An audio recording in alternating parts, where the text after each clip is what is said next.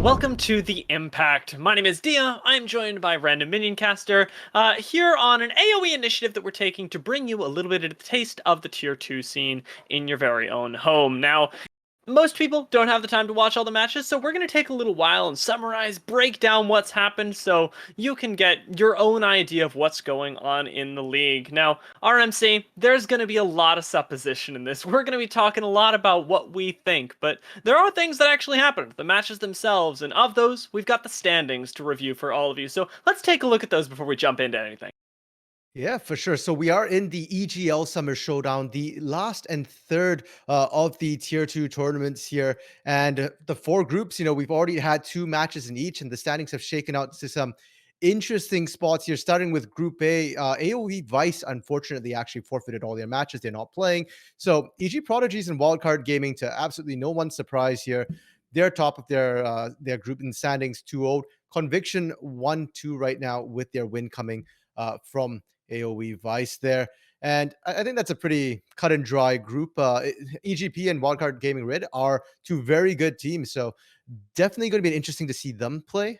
Group B, TSM Amateur, Cloud9 Amateur, OQ, and Resolve. And I think this was the group where we had the biggest upsets here. And I know, Dia, you feel quite strongly about this group here. I actually feel quite strongly both ways because not only were there upsets on the lower end of the bracket in group numbers 3 and 4, but 1 and 2 as well, most notably on the actual EGL stream. TSM upset Cloud9 Amateur in what surprised a lot of people and somehow, some way proved some others right, excuse me. But I would say that as a whole, I don't think that it was that crazy. I think it was a really good performance from TSM, but I also feel like Cloud9 maybe weren't performing up to the level that we were expecting from Cloud9.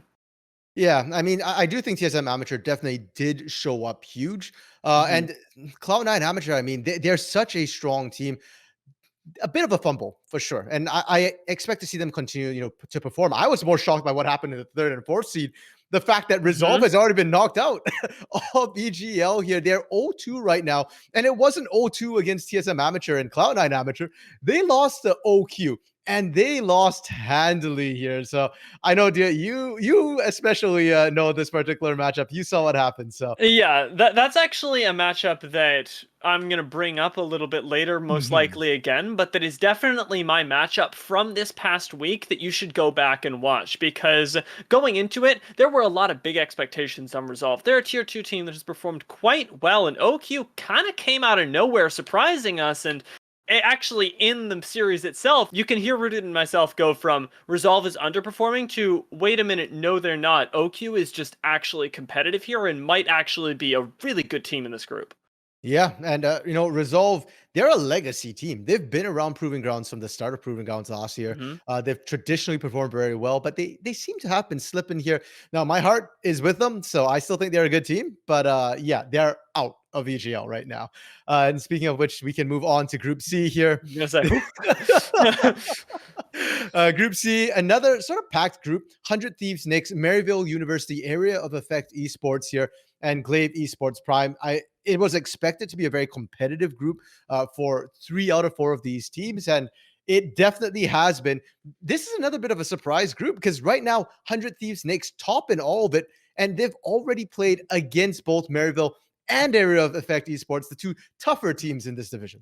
Yeah, and it's an interesting group when we consider the peaks of Maryville and AOE because both of them have been really inconsistent rosters through the majority of Tier 2 so far. Maryville obviously on a pretty big upward trend at the moment, but I think that when we consider when these teams are performing at their best, who can actually take on not only each other but 100 Thieves next, there's a lot of upset potential in that group itself, and definitely Mhm. is one that I'm going to keep an eye on going into next week for the little bit of time that we do have remaining. Yeah, and in fact, I feel like the 100 Thieves Knicks games from this week were my games to watch, specifically the one against Maryville, because Hmm. 100 Thieves Knicks, they don't look like a developmental roster, at least here in EGL. I mean, we've seen them before in Risen Champions where they were still, trying to smooth things out, but they're looking pretty clean right now. They've got a really clear idea of what they want to do in draft. And when they get into game itself, their execution has also been very, very clean. So I'm very much looking forward to see this team in the playoffs and see how they measure up against the other teams. And for Air Effect and Maryville here, they've got to fight each other, and winner takes all. This is a matchup that will be happening this week, pardon me, and it's gonna be very, very exciting here. But unfortunately for Glaive Esports Prime, they have been eliminated from Group C already here, so they can't even play spoiler because they're going up against 100 Thieves Nix, who is guaranteed to move on to playoffs. You know what? They can do their best, and honestly, Glaive Esports has been getting better, and I'm excited to see the sort of development of that roster. But I think it's also really nice that in Group C we sort of recognize that that's what it is right now, is a roster that's still getting their feet under them when it comes to a lot of the Tier 2 competition. But we'll move on to Group D right now, which is certainly a group that, in all of its many teams, has had its fair share of Tier 2 competition. Oh yeah, I mean, if we look at this particular group here, it's been known as a group of life. It's been known as a group of death, and it's because 3 out of 4 of the teams were literally in the same group back in Risen, and specifically, so we'll run down the groups. There's Zeus right now at the top. I mean, you know them, the toilet paper cat team. They're 2-0, and they're likely to sweep the division. But AOE Randoms and Supernova have been in the same group in every single Tier 2 tournament. Dig joined them. Dignitas Mirage joined them back in Risen Champions. So these guys know each other very, very well. And it's kind of been sort of a bit of a, how would you say this? A carousel of wins here. You're never quite sure who beats who, because AOE Randoms beat Dignitas Mirage in Risen Champions, but lost to them here in EGL. Supernova has beaten Dignitas Mirage before and is going to look to do that again this week. And AOE Randoms, I mean, they live up to their name. We're never quite sure what to expect from them. I feel like that's actually sort of a theme throughout the AOE teams as well, is consistency, and AOE Randoms definitely no exception here.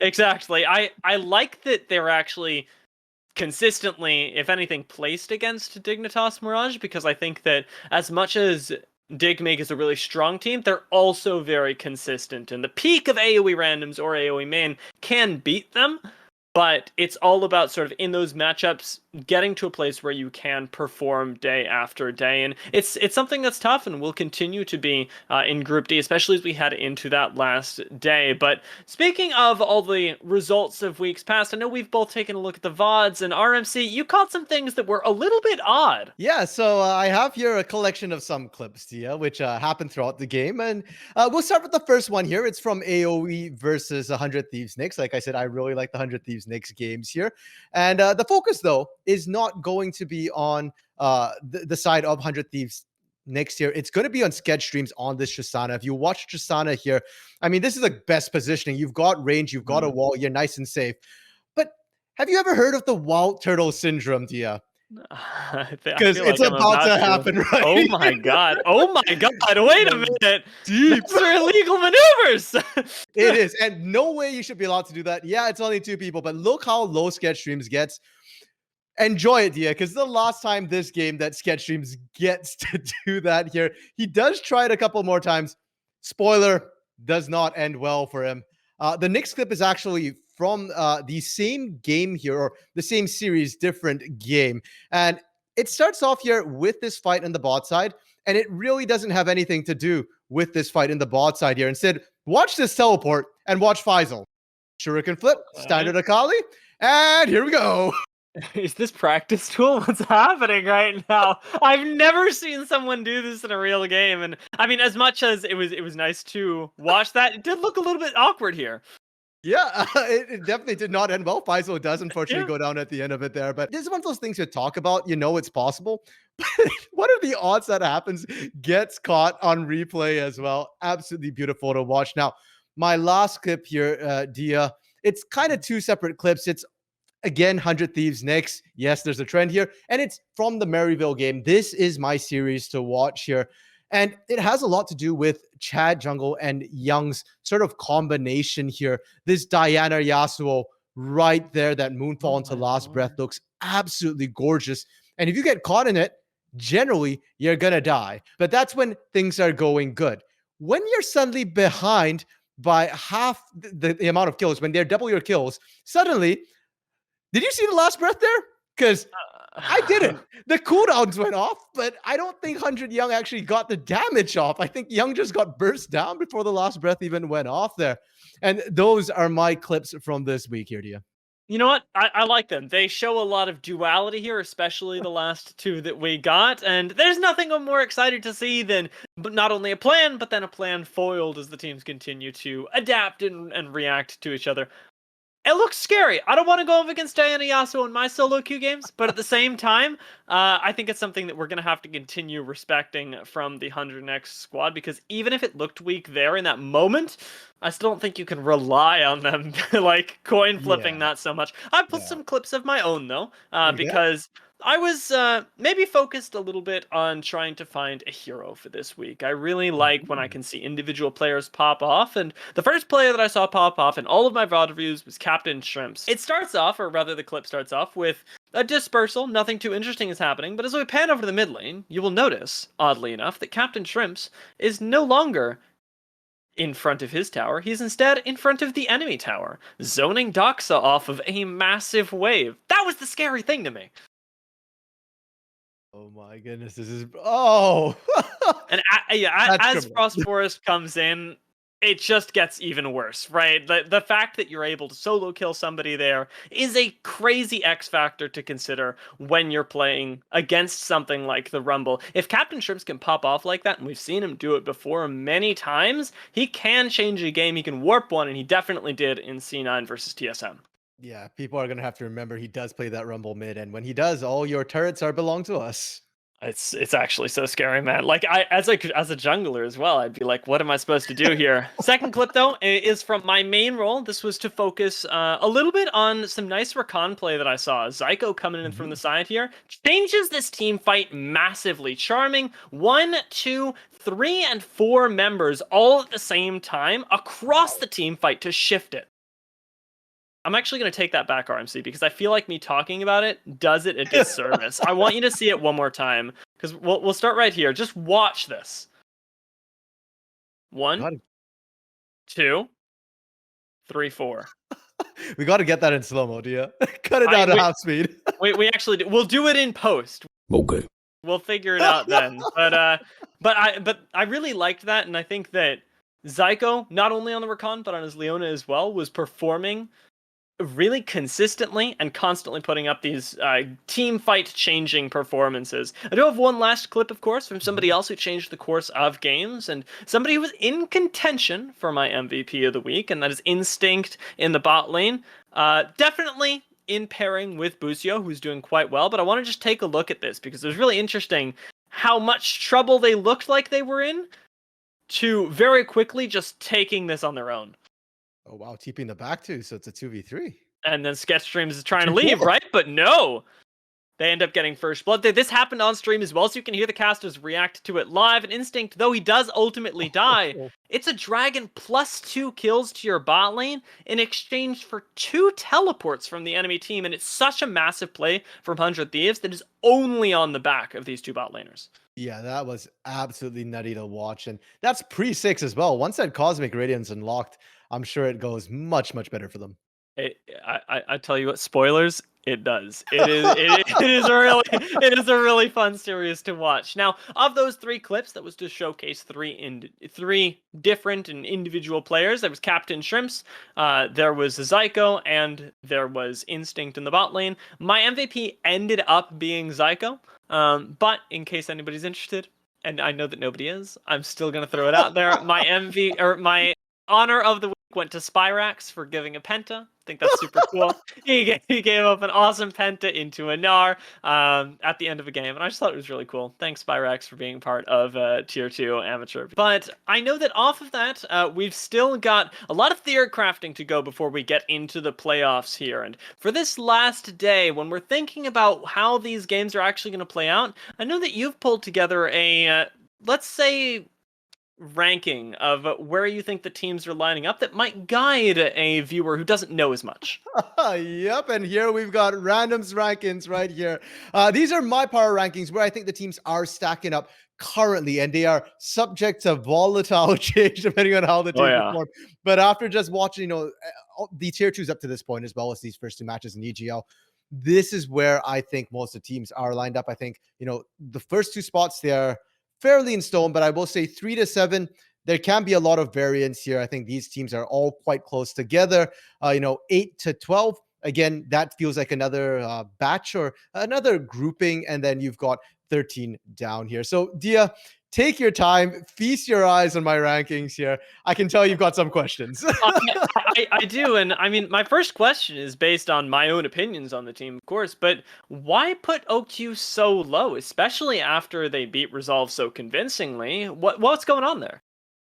Yeah, so I think part of it is also the fact that we've not seen OQ before in the previous tier twos. OQ did perform very well against Resolve specifically, but in their game against C9 Amateur, they didn't look quite as strong here. So I think it's a little bit of Resolve underperforming and OQ perhaps overperforming. I would love to move them up. I think I just need to see a bit more performance from them, and in terms of how they're doing, I need to see a bit more consistency. If they beat TSM Amateur, however, and make it to playoffs, like I said, subject to volatile change. Yeah. You know what? I think they can do it. Honestly, I think OQ can take that game. Like no cap, I actually think that they're really wild. So I'm gonna keep my eyes. And I also noticed, of course, that you put TSM Amateur under Cloud9. Did you sort of fall into the same camp as me with the like TSM, or rather, Cloud9 seemed to be underperforming? Did you think it was an overperformance from TSM? Because clearly you think they're a weaker team. Yeah, I think they're very, very close. Like I said, I think 3 to 7 are they can anybody can beat anybody else on a given day. So the reason why I ranked C9 Amateur above TSM Amateur partially has to do with the skill level they've shown throughout the tier two tournaments here. They have Hmm. shown that their highs are very high, and personally, I'm riding high on Wixie and Captain Shrimp right now. I mean, you pulled the clip, Captain Shrimp. He was between turrets, and that was against TSM Amateur here. I think TSM Amateur has potential, but I do think they're still in a developmental phase, and they definitely came up huge against C9 Amateur here. But kind of similar to OQ, I need to see a bit more consistency of that skill level here before I'm willing to raise them above C9 Amateur. They've not made playoffs whatsoever in the T2s, whereas C9 Amateur has. Okay, I got one more for you, and it's actually about the same grouping. I just want to hear your thoughts on this because I was thinking about that as you were talking, and I was like, okay, well, let me maybe suggest one more thing. What do you think about moving TSM theoretically in this Mhm. theoretical power ranking that doesn't matter, down 2 spots and putting 100 Thieves and Maryville above them? Now, here's why. Because we talked about the Captain Shrimps for C9, Mhm. and I know that 100 Thieves and Maryville also have these sort of pop off players or moments that Yes. might sort of peak them above the level that that TSM Amateur has shown so far. Does that seem like something that you'd be comfortable doing in a theoretical universe? Yes. So I actually was pondering that because Maryville Hmm. did very well in Risen Champions. The only reason why I actually put them below TSM Amateur is because TSM Amateur just beat C9 Amateur. So there's partially Yeah. recency bias here. And Maryville did lose in a very, very close competitive match against C9 Amateur here. So because of that, I put them a little bit lower. And again, with 100 Thieves versus Maryville, it's a similar situation where 100 Thieves, they just beat Maryville. So there's a bit of recency bias there in terms of why I'm putting them there. That said, I do think 100 Thieves Knicks currently is just looking better in both their games they've shown so far. Maryville, I think maybe because they had a bit of an easier match against Glaive, didn't look quite as convincing in their win. And so that's That's kind fair. of where it is. But I definitely would be open to moving that up. I just don't want to give TSM Amateur a disservice when they just beat C9 Amateur. Yeah, no, it absolutely makes sense, right? You don't want to undermine the very clear achievement that they've had, and on the Mhm. mainstream, of course. Now, with these power rankings informing us, RMC, I want to talk a little bit about the match that is upcoming that you think we should watch. I've got one prepared of my own, but know that it comes from a play-by-play perspective, led with a lot of heart, but maybe not all of the brain in the world. I'm looking at OQ versus TSM Amateur. I think these teams are really exciting. There's a lot of explosive potential in that matchup. Yeah, well, Dia, your heart is where my head's at because I fully agree with you there. That Nice. was my match to watch for the week as well. OQ versus TSM Amateur. I mean, we talked about the fact that, hey, maybe I put OQ a little bit too low. Maybe I put TSM Amateur a little bit too low here. And I think this particular match will tell us a lot about where things shake out. And besides, who doesn't love a good underdog story here? That's true. OQ is definitely that coming in out of nowhere. I think I've said it before.